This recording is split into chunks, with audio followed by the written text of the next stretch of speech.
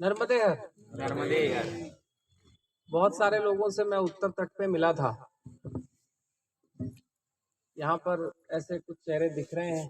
बिलैया जी तो है ही, पूरा साथ में थे उस दिन हमारे,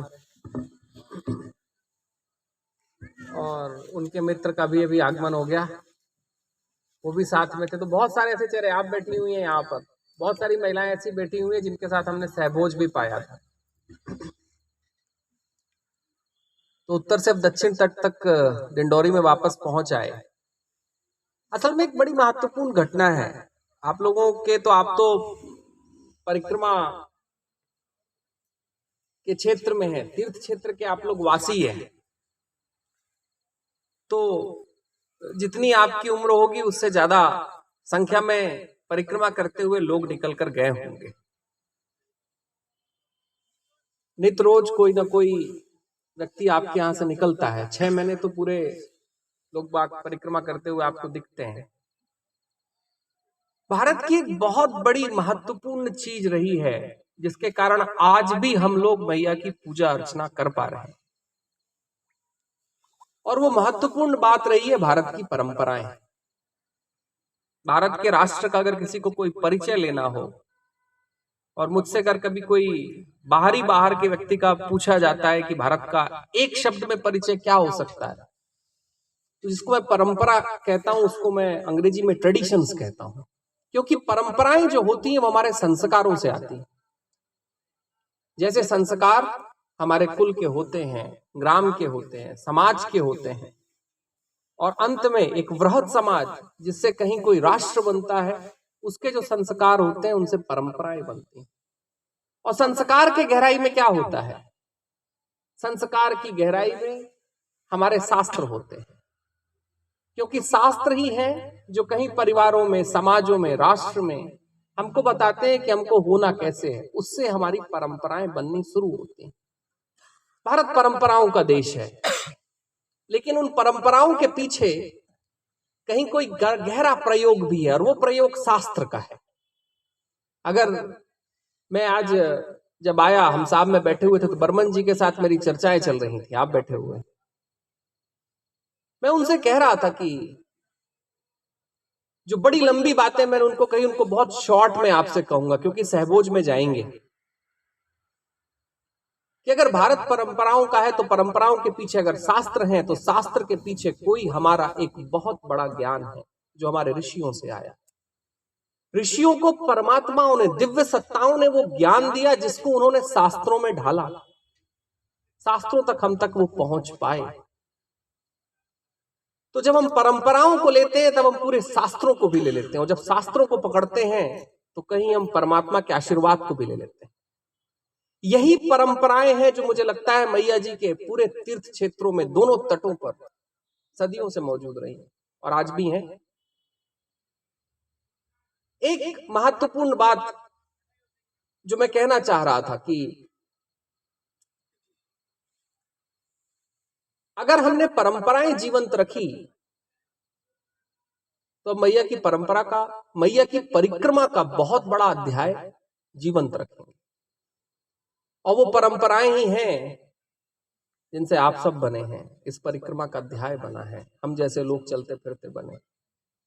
उन परंपराओं में एक बात है जो मैं आज माता जी को कह रहा था, बैठी हुई हैं। मैंने कहा कि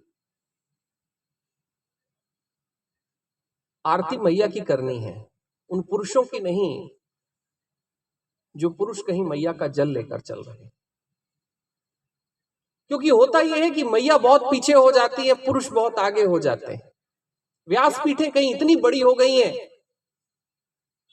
कि उनमें बैठने वाला इंसान बहुत छोटा हो गया।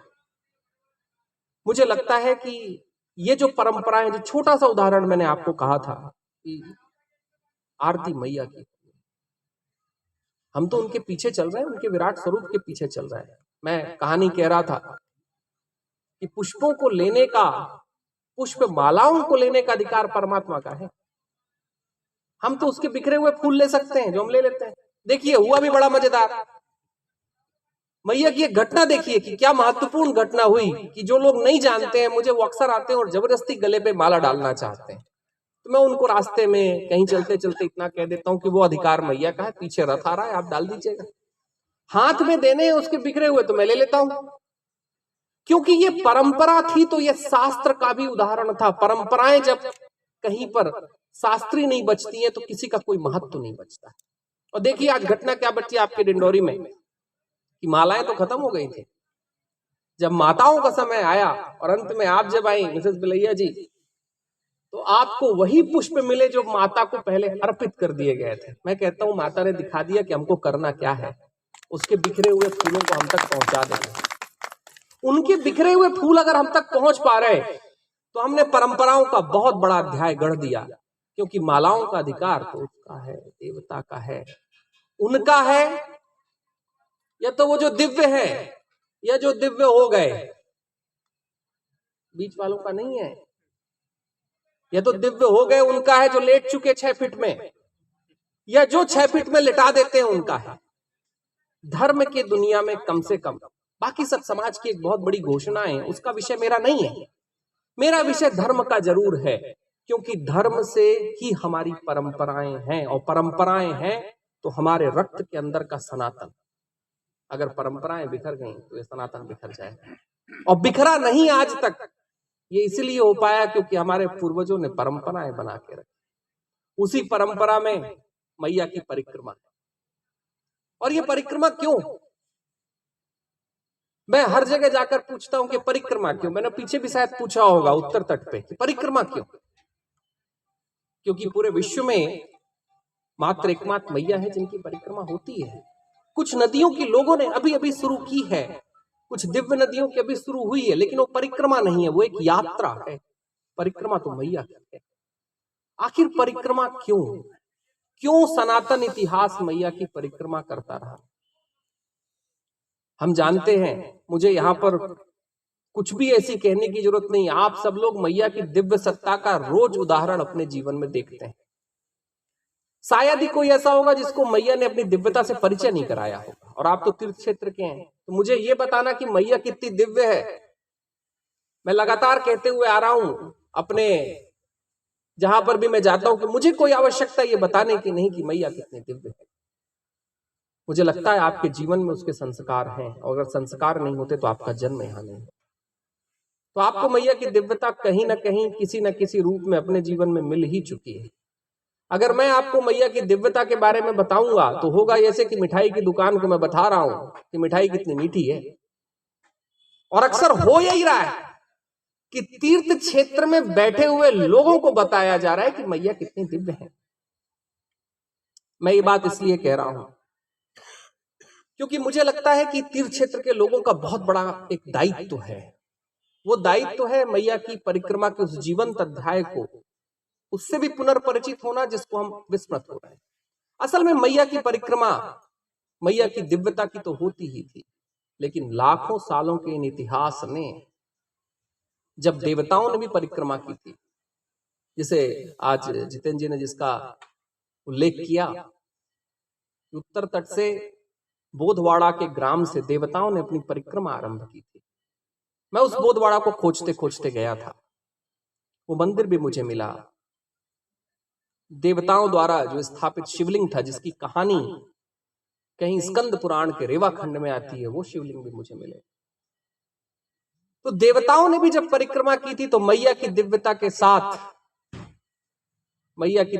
साथ में जो भारत के सनातन इतिहास के समस्त विराट पुरुष जो हुए हैं, उन्होंने जो तीर्थ बनाए थे, उन तीर्थों की परिक्रमा की।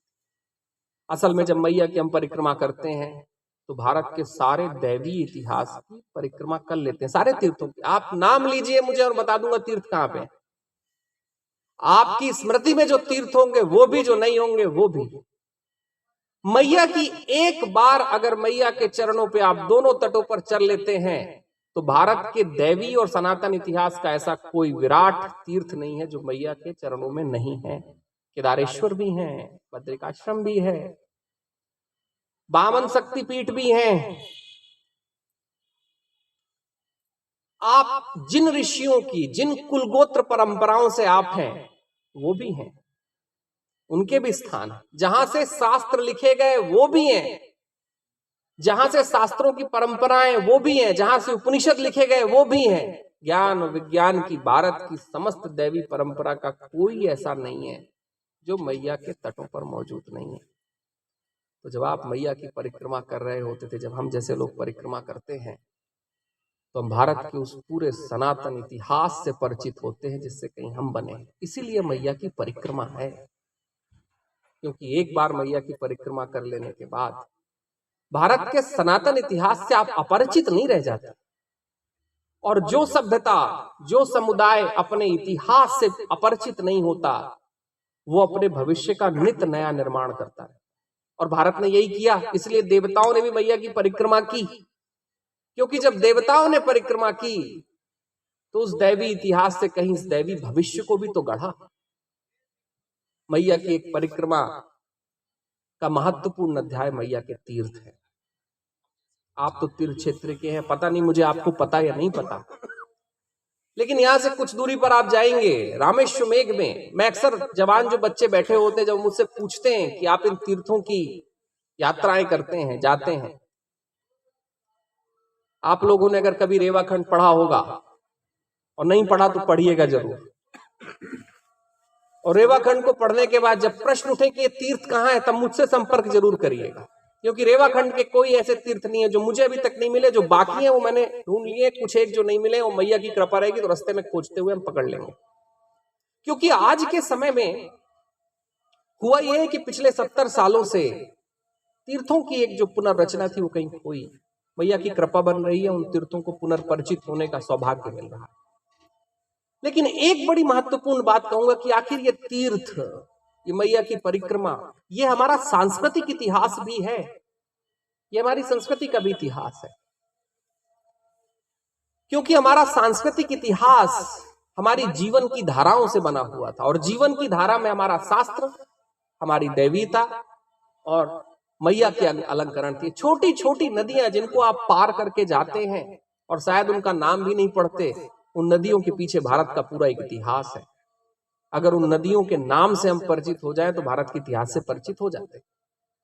असल में भारत ही वो राष्ट्र है जिस राष्ट्र में कोई भी चीज कुतार्किक नहीं है, उसके पीछे का कोई इतिहास नहीं। इतिहास है और महत्वपूर्ण घटना है कि अगर शास्त्र ने लिखा हुआ है तो वो है, आज भी है। हमारी स्मृति से चला गया वो बात अलग है, लेकिन मौजूद है। मैं एक घटना बता रहा था आज कुछ स्थानीय वासियों को जो मुझसे मिले।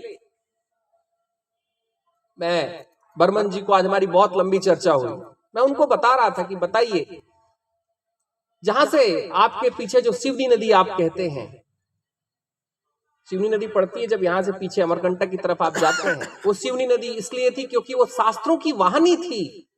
विभांडक मुनि ने जब शास्त्रों को लेकर अलग अलग ऋषियों से पूछा, सब कुछ कहा, तो मैया से एक आशीर्वाद मांगा था कि अगर ये शास्त्र का और ये शास्त्र भारत का भविष्य हो सकता है तो बता इसकी वाहनी। और वहां से एक नदी निकल गई जिसको शास्त्र वाहनी कहते थे, फिर वो सिवनी हो गई। पीछे जिसे आप लोग, आज महत्वपूर्ण घटना घटी और मजेदार भी घटना घटी, मैं इनको बता रहा था कि भाई जिसे आप लोग आजकल, क्या नाम था उसका, नाम क्या कर दिया, कुतरेल। अब स्थानीय भाषा का विषय नहीं है। अगर आप यहां से 100 किलोमीटर दूर जाएं और बोले कुतरेल का मतलब क्या हो सकता है, तो शायद लोग कुछ अनभिज्ञता से कुछ और ही कहेंगे। महत्वपूर्ण घटना है कि भारत की जो स्थानीय भाषाओं के अलंकरण भी थे, वो अलंकरणों के पीछे कहीं कोई बात थी। उसका नाम कोतराल नदी हुआ करता था। और 60 साल पहले तक भी जिन ऋषियों ने मैया की परिक्रमा की है, उनके पास प्रमाण है कि इसका नाम कोतराल नदी होता था। 60 साल पहले, मेरे पास तो प्रमाण है, मैं तो प्रमाणों से बात करता हूं, क्योंकि मुझे लगता है कि व्यासपीठ में बैठने वाले लोग अगर प्रमाणों से बात नहीं करेंगे तो भारत के भविष्य के साथ वो संवाद नहीं कर सकते। हम संवाद नहीं कर सकते अगर हमारे पास प्रमाण नहीं है। तो उसको कोतराल नदी कहा जाता था, अब वो कुतरेल हो गई। लोक निर्माण विभाग की पट्टी भी लगी हुई है। और उस नदी का एक इतिहास है। यहां से हम थोड़ी दूर पर अगर जाएं, मैं कुछ तीर्थ आपको इसलिए बता दूं क्योंकि आपका तीर्थों के प्रति थोड़ा सा हो जाए कि नहीं, अब तो मैया की परिक्रमा तीर्थों के लिए करनी है। कि रामेश्वमेघ में एक महत्वपूर्ण शास्त्र इस राष्ट्र का था, रामेश्वमेघ, जहां से राम जी के अश्वमेध के बारे में पूरी घटनाएं लिखी हुई हैं। मधुपुरा के पास, जो आपका मधुपुरा आगे पड़ता है, कुछ दूरी पर है, वहां पर वो घटना घटी थी जिसे शत्रुघ्न जी और हनुमान जी दोनों व्याकुल हो गए थे। जो हमारे यहाँ योगनियों के जो मंदिर बने हैं, कहीं वो शत्रुघ्न जी और हनुमान जी की कल्पना से बने हैं, क्योंकि उनको मधुपुरी, वो जो मधु घाट जिसको कहते हैं, रामेश्वमेघ यज्ञ में घटना हुई थी, जिस घटना के कारण वो उस लोक में चले गए थे जहां योगनियां रहती थी, और रामेश्वमेघ में लिखा हुआ है, और आज भी वो स्थान का नाम वही है, थोड़ा मोड़ा बदला है। अब हो सकता है कि हम वहां घाटों पर जाकर वो घटनाएं भूल जाते हो, लेकिन जब घटनाएं भूल जाएंगे तो रामेश्वमेघ भी भूल जाएंगे। और रामेश्वमेघ वो अलंकरण है भारत की शास्त्र प्रतिभा का, जिसको अगर हम पकड़ लें तो हम समाज के सारे अभिनय सीख सकते हैं। आगे जाएं, सीतारप्टन करके स्थान है, सब कहानी जानते हैं सीतारप्टन की, सीता मैया के साथ क्या हुआ था कि मैया पत्तलों को खिलाते खिलाते कहीं फिसल गई थी। हमने आज भी उसका नाम सीतारप्टन रखा हुआ, ये तो ठीक है। घटना है कि वहां पर वाल्मीकि जी का एक महत्वपूर्ण आश्रम भी था। असल में जब हम मैया की परिक्रमा कर रहे होते हैं तो भारत के उस सारे इतिहास की परिक्रमा करते हैं जिसको हम कहीं अपने घरों में अपने बच्चों को बताते हैं, कथाओं में उनको सुनते हैं, लेकिन वो कथाएं लगती हैं, वो इतिहास नहीं लगता। और यही फर्क है भारत के शास्त्रों में और सारी दुनिया के शास्त्रों में, कि भारत का शास्त्र इतिहास है, और इतिहास है तो उसका प्रमाण है, और यही मैया की परिक्रमा है। एक महत्वपूर्ण घटना हुई थी कि आज से वर्षों वर्षों वर्षों वर्षों पहले, जब प्रभुदत्त ब्रह्मचारी जी, जिनका मैं लगातार नाम ले रहा हूं क्योंकि मैं चाहता हूं कि राष्ट्र प्रभुदत्त ब्रह्मचारी जी से वापस परिचित हो, जब वो मैया की परिक्रमा कहीं मोटर गाड़ी से कर रहे थे तो जगह जगह, उस जमाने में तो यहाँ सड़कें भी नहीं थी मैया के क्षेत्रों में, तो बहुत दूर जाते थे, फिर अंदर आते थे, कैसे कैसे करके आते थे वही जाने। लेकिन वो जब वर्षों वर्षों पहले निकले थे, किसी ने उनसे पूछा, प्रश्न किया कि अरे अब तो जमाना ऐसा आ गया है जहां तीर्थों के बारे में, इन महत्वपूर्ण इतिहास के बारे में जानना और समझना कौन चाहता है। ये उस समय पर उनसे प्रश्न किया गया था। तो उन्होंने एक बड़ी महत्वपूर्ण बात, जब रामेश्वमेघ को जब वो ट्रांसलेट कर रहे थे तब लिखी थी कि होगा ये कि अगर भारत का सनातन इतिहास से भारत का वर्तमान अपरिचित हो जाएगा तो सनातन भविष्य के प्रति मेरी जरूर प्रश्नवाचक चिन्ह होगा। और मैं भी वही बात कह के जा रहा हूं कि अगर हम अपने इतिहास के प्रति अनभिज्ञ हो जाएंगे, और मैं इन्हें पूरा इतिहास मानता हूं, ये भारत का इतिहास, अगर देवताओं ने परिक्रमा की तो वो कहानी नहीं है केवल स्कंद पुराण की, वो इतिहास है। मुझे वो मंदिर मिला है, मैं देख के आए, और आप भी जाइएगा तो देख के आइएगा, जहां पे कहा गया कि ब्रह्मा जी ने इंद्र जी के, जब उनको श्राप लगा था और 4 भागों में उनका श्राप विभक्त किया था, जो बड़ी कहानी है, एक बड़ा इतिहास है, वो स्थान भी मुझे मिला, और आज भी वो शिला वहां पर पड़ी हुई है, जिस शिला में कहीं भारत के कुर्म पुराण कहते हैं कि उस शिला के ऊपर उनको विभाजित, मुझे वो शिला मिली, मंदिर तो नहीं मिला, शिला जरूर मिली, क्योंकि मंदिर तो हम जब स्मृति से अपने शास्त्रों को बुला देते हैं तो मंदिर कमजोर होने लगता है। और एक घटना ये है, ध्यान रखिएगा कि मंदिर मेरे जैसे, आपके जैसे हजारों बना सकते हैं, तीर्थों को बनाने के लिए वो परमात्मा लगता है, और मैया के क्षेत्रों में तो तीर्थ है, तो हमारी एक बड़ी जवाबदारी और दायित्व है उन तीर्थों का पुनर्स्मरण, पुनर्परिचय, और वहां पर जाकर एक बार दंडवत करके आना, क्योंकि जहां से इतने बड़े बड़े मनीषियों ने अपनी प्रार्थना का इतिहास गढ़ा था, हम पहुंच जाते हैं तो भगवान का बहुत आशीर्वाद खींच लेते हैं, मैया का बहुत आशीर्वाद खींच लेते हैं। एक परंपरा जो जितेंद्र जी ने कही कि जब मैं परिक्रमा पे निकलने वाला था मैया की तरफ से, मैंने आग्रह किया था कि मैया परिक्रमा ऐसी कराना कि जहां जहां मैं जा रहा हूं वहां पर जो भी लोग हैं, जितने भी मिल पाए, गांवों में, शहरों में, और अभी तक उसकी कृपा रही है कि ये क्रम यथावत चालू है कि हम जहां जहां जाएं वहां स्थानीय वासियों से मिलकर उनके साथ भोजन करते हुए आगे बढ़े। जो लोग सेवा दे रहे हैं उनके साथ एक दिन के लिए उनके सेवा के प्रहरी बन जाएं, उनकी सेवा को केवल निहारे नहीं, उनकी सेवा को निहारने के बाद उनके सेवा के अलंकरणों के साथ जुड़ जाएं।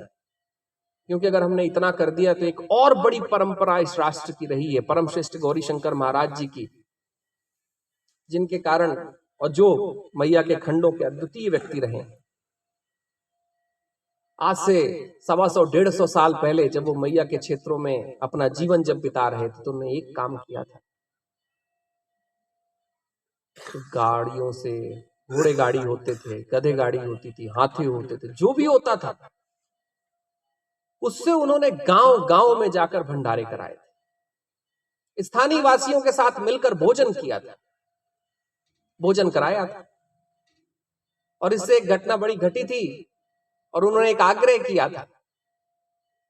जब लोगों ने पूछा कि अरे आपका संत का भोजन पाकर हम कैसे चलेगा, ये तो उल्टा घटना हो रही है, तो उन्होंने कहा था कि ठीक है, वो तो मैं ऊपर बात कर लूंगा, एक काम ये करना कि एक दिन का भोजन पाया है 10 दिन का किसी और को करा देना जब कोई परिक्रमा में आए। और देखिए घटना क्या घटती है कि आज तक परिक्रमा के इन क्षेत्रों में वो परंपरा नहीं रुकी है, कोई ना कोई सेवा का प्रमाण चल रहा है। और ये सेवा का प्रमाण ना होता तो परिक्रमा असंभव हो जाती।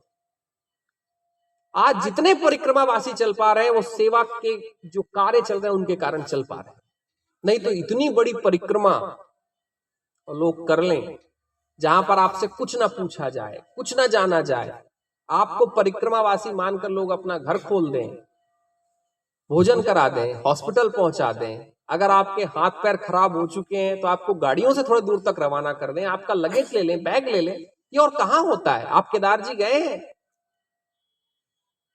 बद्रीनाथ जी गए हैं, वहां पूजा ढोने के लिए शायद कुछ देने पड़ेंगे तभी कुछ संभव है। और मैया के क्षेत्रों में तो आप जेब तोड़ के चलिए, काट के चलिए, सिल के चलिए, उसके बगैर तो चलना मतलब कोई मतलब ही नहीं। आप जेब आपकी सिली हुई है, आपकी परिक्रमा हो जाएगी। ये केवल मैया के क्षेत्रों में हो रहा है और ये भारत का इतिहास था। भारत के समस्त तीर्थों में आपको धन की आवश्यकता नहीं होती थी, तीर्थ यात्राएं होती थी। अभी केवल पूरे भारतवर्ष में जो मुझे दिखाई दिया, जितने तीर्थों पर मैं गया हूं,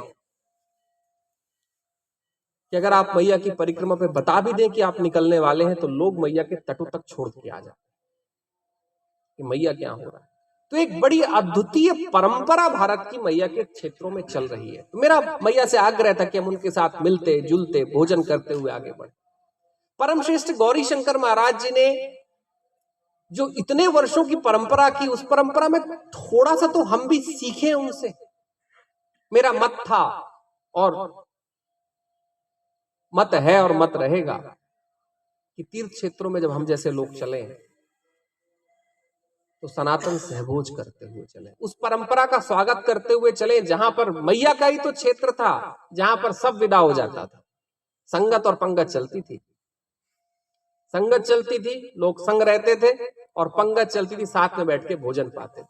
और जहां संगत और पंगत का अध्याय चलता है वहां धर्म अपने आप चालू हो जाता है, कुछ बचता नहीं। फिर संगत हो गई, पंगत हो गई, धर्म अपने आप शुरू हो जाता है। तो ये बड़े अलंकरण थे जिसके कारण मैया की परिक्रमा आज भी हो पा रही है, हम जैसे लोग कर पा रहे हैं, आप जैसों के बीच बैठ पा रहे हैं। और अनेकों अनेक लोग, ये तो सेवा का क्षेत्र चलता है, पीछे भी चलता था, उत्तर तट में आया था वहां भी थे, और अनेकों हैं। इतने सारे परिक्रमावासी अगर मैया के क्षेत्रों में अनभिज्ञ होते हुए भी चल लेते हैं तो ये भारत की परंपरा का कोई बहुत बड़ा श्रेष्ठ उदाहरण है। मैं चाहता हूं कि पूरे भारत के जितने तीर्थ क्षेत्र के वासी हैं, अलग अलग और जो तीर्थ हैं, उनके लोगों को मैया के तटों पर लाया जाए। अगर ना आ पाए तो कम से कम वाणी से सुनाया जाए कि आप मैया के यहाँ चले जाइए, एक बार देख लीजिए कि आज भी तीर्थों को रखा कैसे जाता है। इतना हो गया तो हमने भारत की किसी परंपरा का स्वागत कर लिया। चलिए, संगत हो गई, अब पंगत में चलेंगे। बोलेंगे नर्मदा मैया की जय। बहुत बहुत धन्यवाद गुरुदेव।